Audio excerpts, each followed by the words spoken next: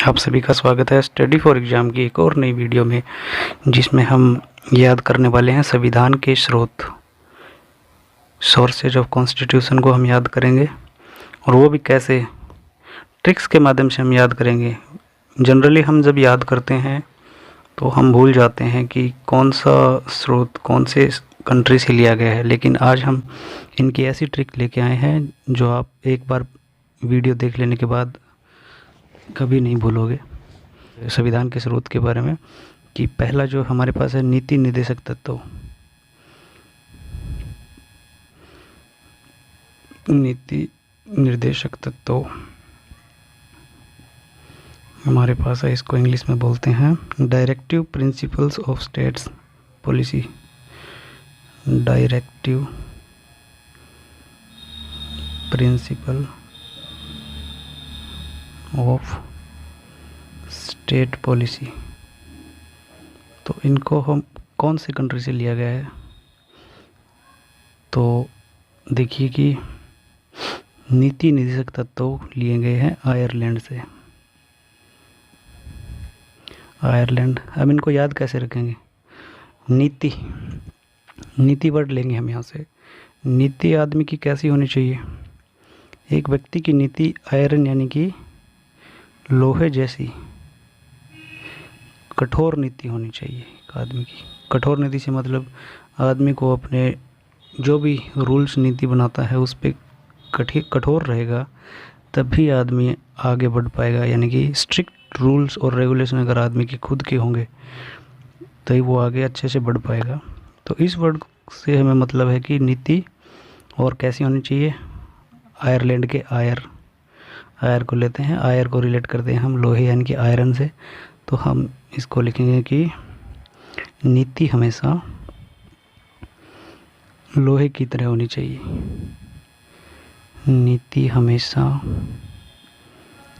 लोहे की तरह होनी चाहिए। लोहे को हम लिख लेते हैं ब्रैकेट में आयरन, तो आयरन से आप रिलेट कर पाओगे अच्छे से। लोहे की तरह होनी चाहिए, ठीक है। इससे आप आशा करता हूँ कि अच्छे से याद कर पाओगे। अब नेक्स्ट लेते हैं हम। नेक्स्ट हमारे पास है मौलिक अधिकार। सेकंड नंबर पर लेते हैं हम मौलिक अधिकार। मौलिक अधिकार मौलिक अधिकार कौन से कंट्री से लिए गए हैं? तो ये लिए गए हैं अमेरिका से।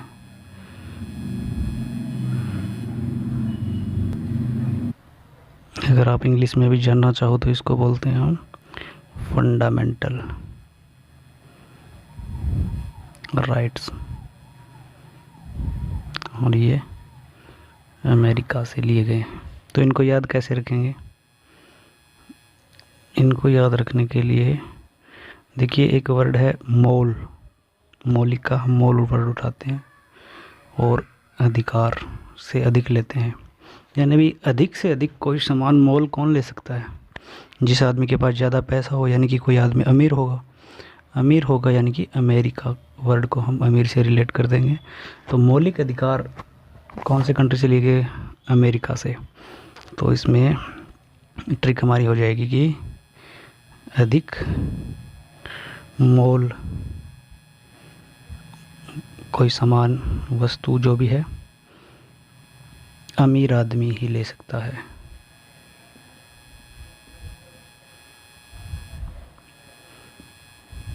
अमीर आदमी ही ले सकता है।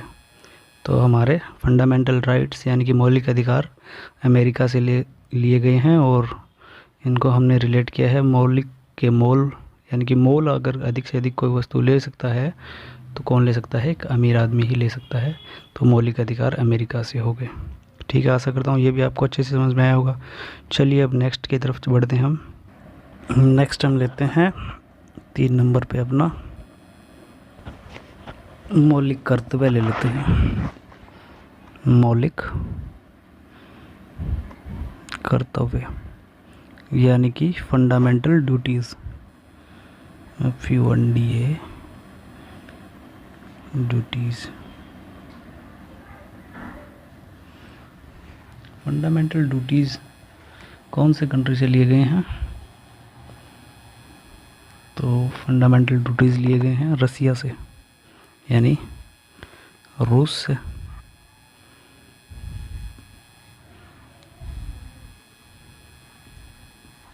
रसिया से लिए गए। तो इनको याद कैसे रखेंगे हम? यानी कि किसी आदमी को अगर कहा जाए कि भाई तू तेरे मूल कर्तव्य निभा, तेरी जिम्मेदारी निभा, तेरी ड्यूटी निभा, तो आदमी क्या होता है, चिड़चिड़ा सा हो जाता है कोई अगर कह देता है। तो यानी एक टाइप से आदमी क्या जाता है, रूस जाता है। तो रूस से हम क्या लिए हैं, मौलिक कर्तव्य। तो इसको सीधे से याद रख सकेंगे कि मौलिक कर्तव्य के बारे में अगर किसी व्यक्ति को याद दिलवाया जाए या निभाने को कहा जाए तो आदमी क्या, रूस जाता है। तो इसको लिख भी सकते हो आप कि मूल कर्तव्य को निभाने के लिए कहोगे तो आदमी रूस जाता है।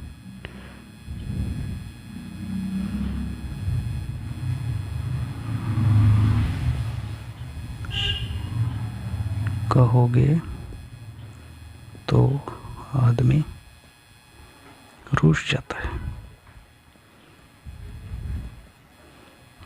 उम्मीद है कि आपको ये भी अच्छे से समझ में आ गया होगा कि मौलिक कर्तव्य फंडामेंटल ड्यूटीज़ हैं जो रसिया से लिए गए यानी रूस से लिए गए हैं। अगर किसी आदमी को हम उसके मौलिक कर्तव्य निभाने को या मूल कर्तव्य निभाने को कहें तो वो आदमी क्या हो जाता है, रूस जाता है। ओके, अब नेक्स्ट लेते हैं नंबर 4 पे। 4 नंबर पे हम ले लेते हैं कैबिनेट प्रणाली को।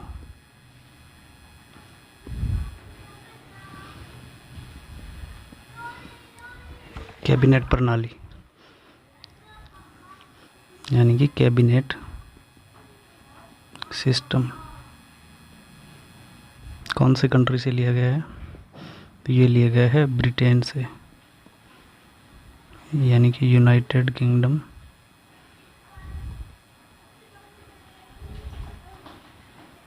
यूके से ये लिया गया। इसको याद कैसे रखेंगे? हमने अमेरिका से क्या निकाला था, अमीर आदमी। अमेरिका से अमीर आदमी से रिलेट किया था।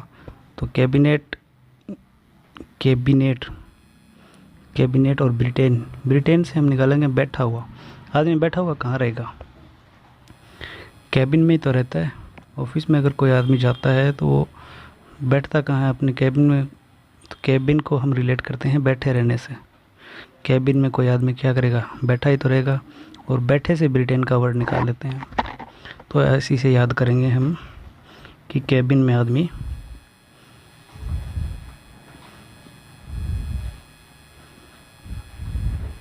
बैठा ही तो रहता है। तो कैबिनेट प्रणाली कहाँ से ली गई है, ब्रिटेन से। इसे आप रिलेट करके अच्छे से याद कर पाओगे।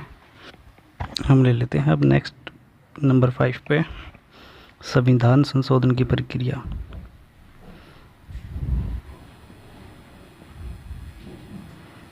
संविधान संशोधन की प्रक्रिया इंग्लिश में अगर समझना चाहो कोई तो इसको बोलते हैं प्रोसीजर ऑफ अमेंडमेंट्स, यानी प्रोसीजर ऑफ। कौन से कंट्री से ली गई है ये, तो ये ली गई है दक्षिण अफ्रीका से।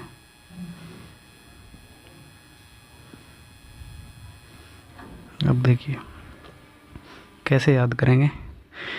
अफ्रीका है हमारे पास, अफ्रीका। अफ्रीका से क्या वर्ड निकालें, अफ्रीका से निकालते हैं फ्री का वर्ड निकालते हैं हम, फ्री का।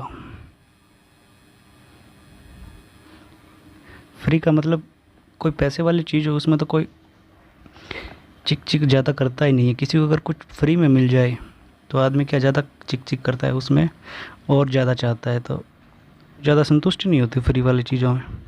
तो यानी फ्री की चीज़ों में ही क्या आदमी चाहता है, सुधार चाहता है। अगर किसी को फ्री में कुछ मिल जाए तो आदमी उसमें बेहतरीन क्वालिटी चाहता है, अच्छी चीज़ें चाहता है। तो फ्री की चीज़ों में ही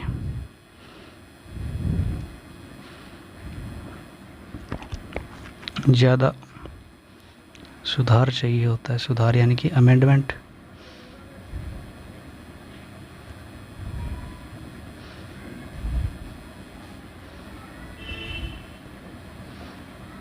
तो आप इसको रिलेट कर पाओगे कि संविधान संशोधन यानी अमेंडमेंट्स की प्रक्रिया है वो कहाँ से ली गई है, अफ्रीका से। अफ्रीका वर्ड से हम इसको रिलेट करेंगे अच्छे से और याद रखेंगे कि संविधान संशोधन की प्रक्रिया यानी फ्री की चीज़ों में ही ज़्यादा अमेंडमेंट आदमी को चाहिए होता है।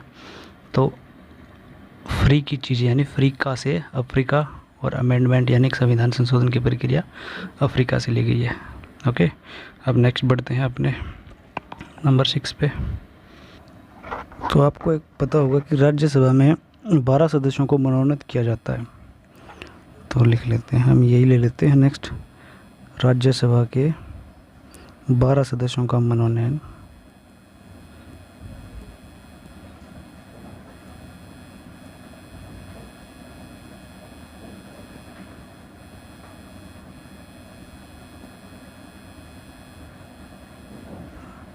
ये कहाँ से लिया गया है, ये प्रणाली मनोनयन या 12 सदस्यों का नामांकन, जिसको हम इंग्लिश में बोलते हैं नॉमिनेशन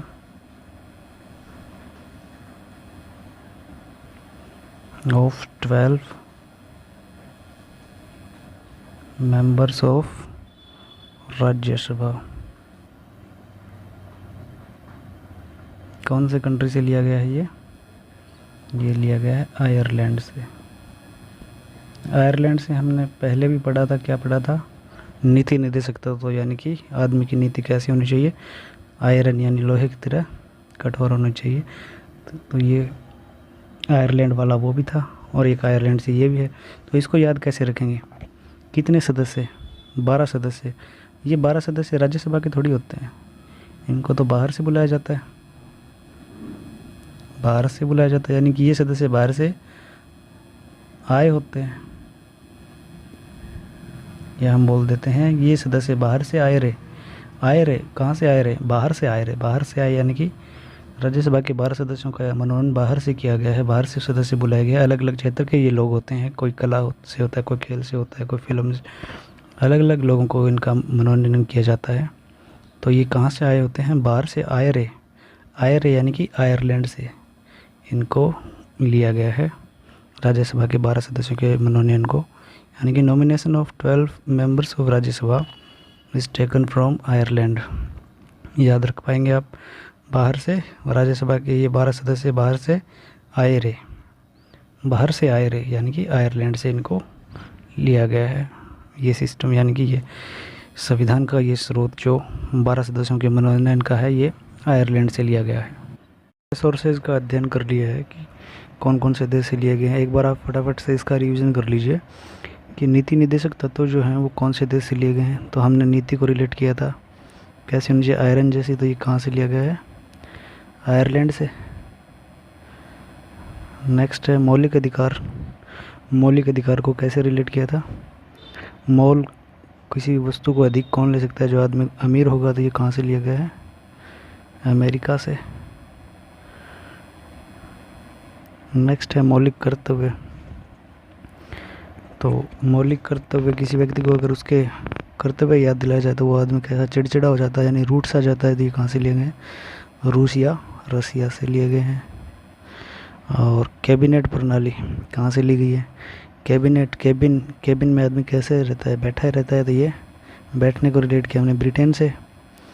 ये कहाँ से लिए गए हैं, ब्रिटेन से। नेक्स्ट है संविधान संशोधन की प्रक्रिया। संविधान संशोधन यानी अमेंडमेंट आदमी किस में चाहता है, जो फ्री का माल मिल जाए, यानी अफ्रीका से। और नेक्स्ट है अपने पास संविधान, ये राज्यसभा के 12 सदस्यों मनोनयन है, ये कहाँ से लिया गया है। तो 12 सदस्य ये संविधान सभा के नहीं होते, अलग अलग फील्ड से इनको बुलाया जाता है, यानी बाहर से आए रे। तो आए रे को रिलेट किया हमने आयरलैंड से। आज के इस पार्ट में हम इतना ही पढ़ते हैं। नेक्स्ट पार्ट में आगे की सोर्सेज के बारे में जानकारी देंगे आपको। आशा करता हूँ आपको ये वीडियो अच्छा लगा है। अगर अच्छा लगा है तो वीडियो को लाइक कीजिएगा, चैनल को सब्सक्राइब कर लीजिएगा और अपने दोस्तों को भी शेयर कर दीजिएगा। Thank you for watching video. मिलते हैं नेक्स्ट वीडियो में।